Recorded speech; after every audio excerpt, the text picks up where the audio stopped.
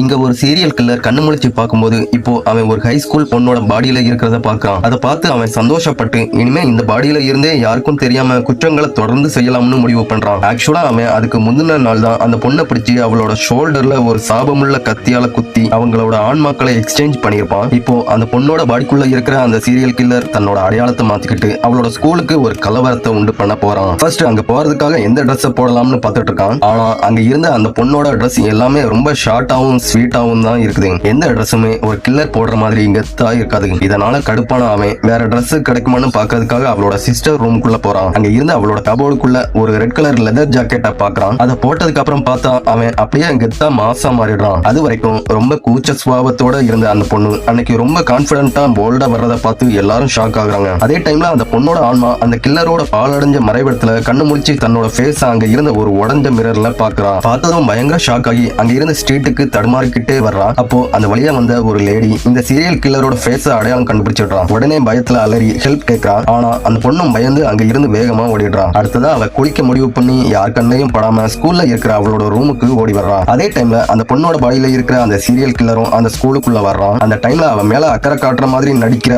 அவ கூட படிக்கிற ஒரு பொண்ணும் அங்க வர்றான். ஆனா இதே பொண்ணுதான் கொஞ்ச நாளைக்கு முன்னாடி அவ ரொம்ப ஏழங்கிறதால அவளை அவமானப்படுத்தி இருப்பான். இப்போ அவ மேல அக்கறை இருக்கிற மாதிரி நடிச்சு நேத்து உன்னை யாரு கடத்திட்டு போனாங்கன்னு அவ கிட்ட கேட்டுக்கிட்டே ட்ரெஸ் சேஞ்ச் பண்ற ரூமுக்குள்ள கூட்டிட்டு போயிடுறா. ஆனா மத்தவங்க கிட்ட போய் காசிப் பேசுறதுக்காக தான் அவ கிட்ட கேட்டிருப்பான். ஒரு கட்டத்துக்கு மேல கடுப்பான அந்த கில்லர் அந்த லாக்கர் ரூம்லயே ஏதாவது வெப்பன்ஸ் கிடைக்குதான்னு தேட ஆரம்பிக்கிறான். அப்போ அங்க இருந்த ஒரு ஃபயர் எக்ஸ்டிங்யூஷரை எடுத்து அவளை பார்த்து மெல்ல சிரிக்கிறான். அப்போ அந்த புள்ளி பொண்ணுக்கு அவ மேல கொஞ்சம் டவுட் வந்து நீ ஏன் இப்படி இன்னைக்கு வித்தியாசமா நடந்துக்கிறன்னு கேட்கறான். அவ அங்க இருந்து போகலாம்னு நினைக்கும் போது திடீர்னு அங்க ஏதோ ஒரு சத்தத்தை கேட்டு அப்படியே வர்றான். பார்த்தா அந்த கில்லரோட பாடியில இருக்கிற அந்த பொண்ணு அங்க இருக்கிற ஒரு பாத்ரூம்ல குளிச்சிட்டு இருப்பா. போலீஸால தேடப்படுற பெரிய கிரிமினல் தான் அவன் தெரிஞ்சு வேகமா பயந்து அங்க இருந்து ஓடுறான். ஆனா திரும்பி போகும்போது உண்மையான கில்லர் கிட்டேயே மாட்டிக்கிறான். அந்த கில்லர் அவ மேல அக்கறை காட்டுற மாதிரி நடிச்சு நீ போய் ஒளிஞ்சிக்கோ நான் ஹெல்ப் பண்றேன்னு சொல்லி அவளை ஒரு சின்ன ரூமுக்குள்ள கூட்டிட்டு போறான். அவ உஷாராகிறதுக்குள்ள வேகமா அந்த ரூமோட டோரையும் க்ளோஸ் பண்ணிடுறான். பார்த்தா அது ஒரு இண்டஸ்ட்ரியல் ஃப்ரீசரா இருக்கும். அவன் அதை ஆன் பண்ணி விட்டதும் டெம்பரேச்சர் லெவல் வேகமா குறைய ஆரம்பிக்குது. இனிமே அவளால அதுல இருந்து உயிரோட தப்பிக்கவே முடியாது.